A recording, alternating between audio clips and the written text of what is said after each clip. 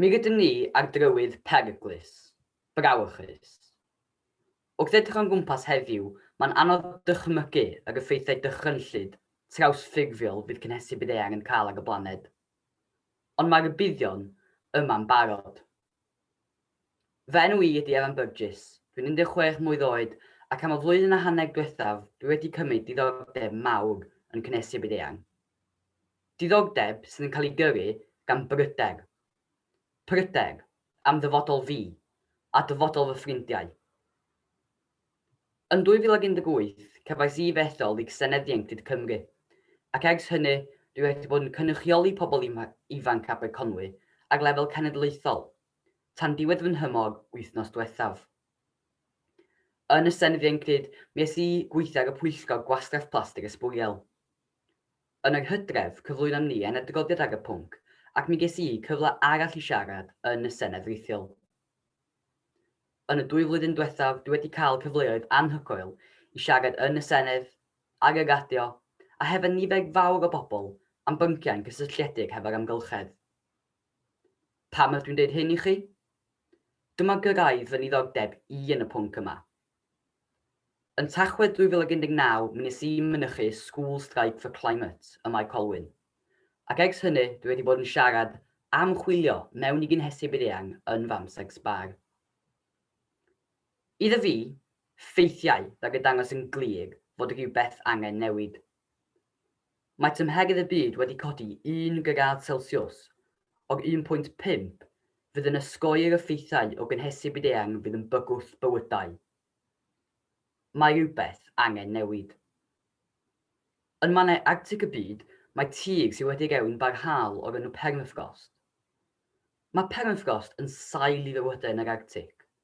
Mae rhoi tir calad I digolion byw ac adeiladu ar. Mae'r permafrost hefyd yn sail I dymheredd y byd.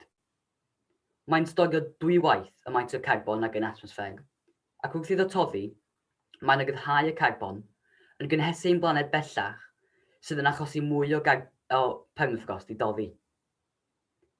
Enw ar vicious cycle fel hyn ydy feedback loop. Un reswm pan mae y gaid delio gyda cynhesu bydd eang yn gynnar, achos mae feedback loops hefo'r potensial I symud cynhesu bydd eang allan o reolaeth dynol. Ac mae permafrost yn toddi. Yn 2020, a gai o lefelau uchaf erioed. Mae rhywbeth angen newid. Mae symptomau cynhesu bydd eang yn amlwg I bawb. 2020 oedd y blwyddyn Ewropeaidd cynhesaf erioed. Ac er fod y gwanwyn cynnes yn fraf, yn enwedig yn ystod cyfnod clo, mae'n symbol o'r newid peryglus yn ein atmosffer. Symptom arall sy'n amlwg I weld ydy llifogydd. Roedd 2020 yn lawn llifogydd yn fy nrei. Mae'n torcalonus gweld tai wedi dinistro, siopau cae am fisoedd, a strydoedd yn lawn mwd, ac yn yr ardal rydych chi wedi byw yn erioed. Symptom yn gweithredoedd ni. Efallai bod chi wedi gweld hyn hefyd, neu yn gwybod rhywun ar y dioddef, neu wedi dioddef eich hun. Mae rhywbeth angen newid. Symptomau arall cynhesu bydd eang ydy prindeg bwyd, colli rywogaethau a tywydd eithafol. Er bod yr effeithiau yma'n anodd I ddychmygu, maen nhw'n dod, ac mae rhain dioddef yn barod. Yn anffodus, yn America, collodd 30 person ei fywyd yn tanau gwyllt mwyaf California a Colorado erioed yn 2020. Achosiodd hyn awyr apocalyptic uwch ben dinasoedd mwyaf America fel LA. Llygredd awyr niweidiol ar draws y gwlad a gwerth biliynau mewn costau. Mae tanau gwyllt yn rhywbeth sy'n cynyddu yng Nghymru hefyd, ac efallai oedd chi wedi dioddef o symptom yma cynhesu bydd eang. Mae rhywbeth angen newid. Mi fydd pobl yn aml dweud fod hyn I gyd mewn seicl, ac fod natur yn gyrru cynhesu bydd eang. Mae hyn yn celwydd noeth. Mae carbon dioxide yn uwch na unrhyw adeg ers 4 miliwn blwyddyn.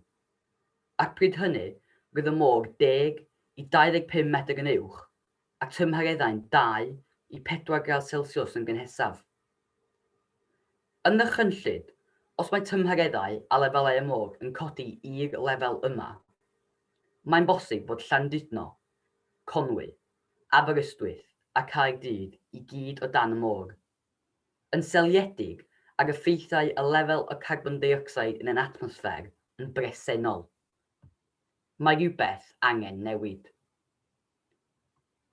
Yn ffodus, mae systemau mewn lle i sicrhau fod pethau'n newid. Mae cytundeb hinsawdd Paris yn cytundeb gyfreithiol i gadw cynhesu byd-eang o dan 2 gradd Celsius, ond yn anelu am ddim mwy na 1.5 gradd Celsius uwch ben lefelau cyn-diwydiannol.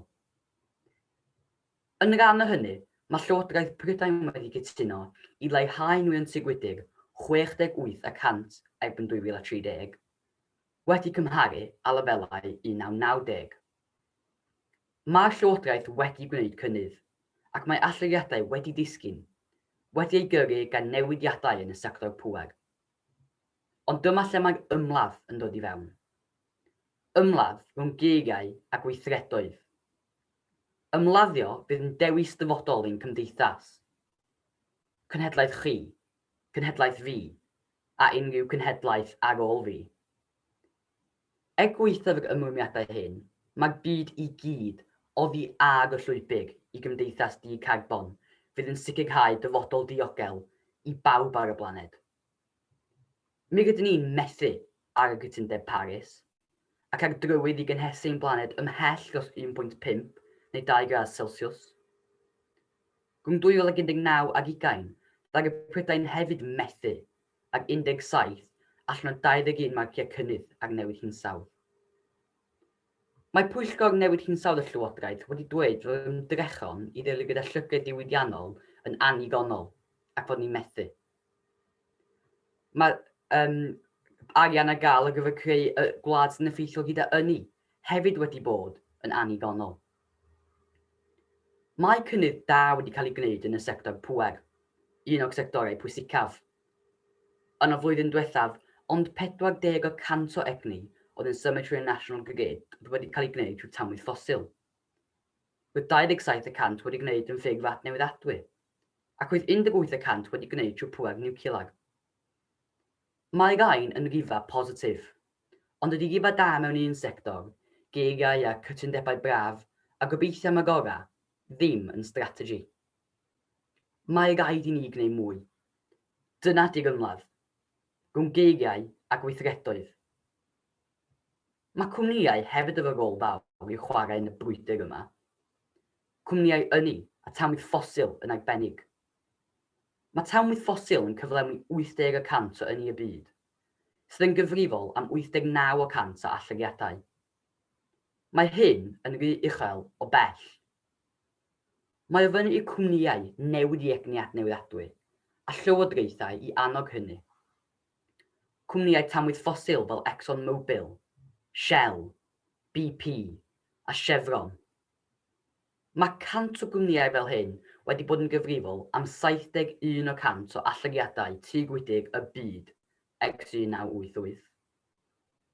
Dychmygwch, 100 o gwmnïau, 100 o swyddfeydd, 100 o CEOs yn gyfrifol am ran helaeth o ddigwyddiad sydd yn bygwth dyfodol pobl ar y blaned.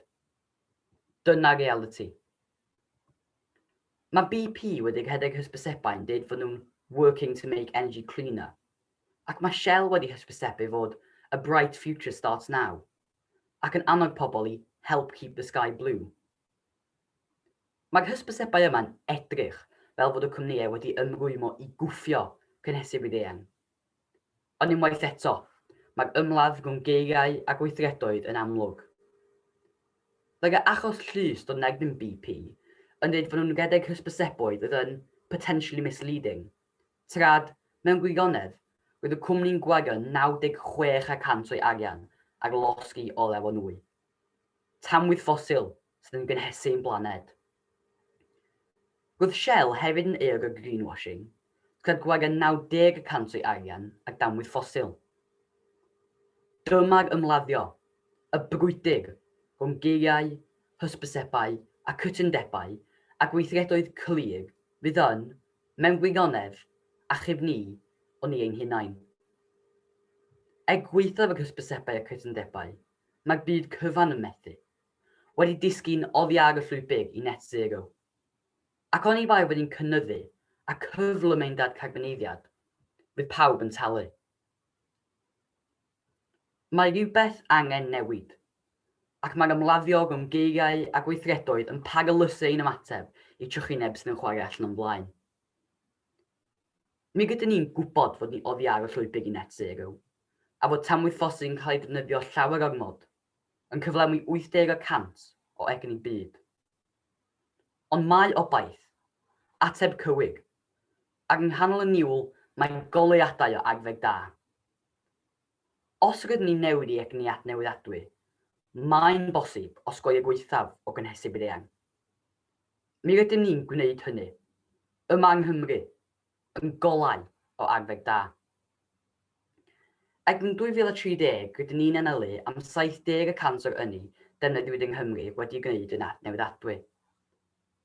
Y newyddion da ydy, nôl yn 2018, roedd hanner ag trydan defnyddiwyd yng Nghymru wedi gwneud yn adnewyddadwy. Heb pŵer niwclear, sydd yn gallu creu llwythi o ynni di-carbon. Mae'r nod o 70% o fewn hyd fraich. Yn anffodus, rydym ni ond yn defnyddio tua hanner o'r ynni rydym ni'n cynhyrchu. Felly mae canran y ynni adnewyddadwy rydym ni'n cynhyrchu yn dipyn llai. Mae'r rifan edrych yn dda. Yn ôl 2018, roedd 55,791 o prosiectau ynni adnewyddadwy yng Nghymru. Byddin o dyrbynau gwynt, prosiectau ynni dŵr a palenni solar, sydd yn cymryd mantais o'r adnoddau naturiol, a sydd efo potensial i ostwng yn allyriadau. Ar y llaw arall, roedd o'n 92 prosiect tamwydd ffosil nôl yn 2018. Fod y ffigurau diweddaraf ddim ar gael, mae'n saff i ddweud fod Cymru ar y trywydd i gyrraedd ei nodau ag ynni glân. Wrth edrych yn bellach yn ôl, mae rhifau Cymru hefyd edrych yn dda. Ers 2005, mae defnydd trydan i lawr 18%. Tra mae trydan adnewyddadwy wedi cynyddu 500%. Rhwng 2016 ac 2018, dag allyriadau gostwng 20%. Swm anhygoel. Reswm mawr am hyn ydy fod ni wedi cloi ein prosiect glo olaf. Ac bellach, mae Cymru'n gwlad sydd yn redeg heb ynni glo. Y math gweithaf o damwaith ffosil. Rydym ni hefyd yn rhagori mewn algylchu. Mae ganddyn ni cyfralgylchu o 65%. Yn rhagori ein targedau gyfer y flwyddyn, ac yn rhoi ni fel y gwlad gorau'n Prydain, yr ail gorau'n Ewrop, a'r trydydd gorau'n y byd. Mae rhifau fel hyn yn galonogol, ac yn testyn o waith ni, Cymru, fel gwlad amgylcheddol. Mae Pwyllgor Llywodraeth ar newid hinsawdd wedi dweud fod Cymru'n esiampl i weddill y Deyrnas Unedig. Mae gweinidogion Cymreig yn cymryd y bobl yma i ddifri, ac ers 1990 wedi gwneud llawer o benderfyniadau pwysig ar amgylchedd. Mae'r penderfyniadau hyn wedi achosi cynnydd da. Ers 1990, mae allyriadau wedi disgyn 31%. Ond, wrth i ni gorfod dadcarboneiddio gyflymach, mae rhaid i Cymru gwneud mwy mwyn cyrraedd targedau. Ond rydyn ni mewn lle da iawn i gychwyn, ac yn esiampl i Brydain ac y byd o agfeg da. Felly, beth ydy'r ateb cywir? Mi wna i gorffan gyda argymhelliadau y Pwyllgor ar newid hinsawdd. Mae raid gwneud defnydd o dechnoleg carbon isel, fel boileri, tryciau a diwydiannau arbennig, a technoleg i ddal carbon. Cynyddu ynni carbon isel, ar gyfer creu trydan, ond hefyd yn rhywbeth hydrogen ar gyfer cerbydau fawr. Gostwng y gofyn ar gyfer gweithredau carbon uchel, a trawsffurfio tir, sydd yn gallu bod yn fuddiol i ffermwyr. Dyma'r ateb cywir i Gymru, Prydain ac y byd. Ac os gyda ni gyd yn annog i arweinwyr y byd gweithredu ar y gwyddoniaeth, mi fedrwn ni gwarchod dyfodol o genhedlaeth nesaf. Pobl fel fi, a pobl ifanc yn eich bywydau chi, ar draws y blaned.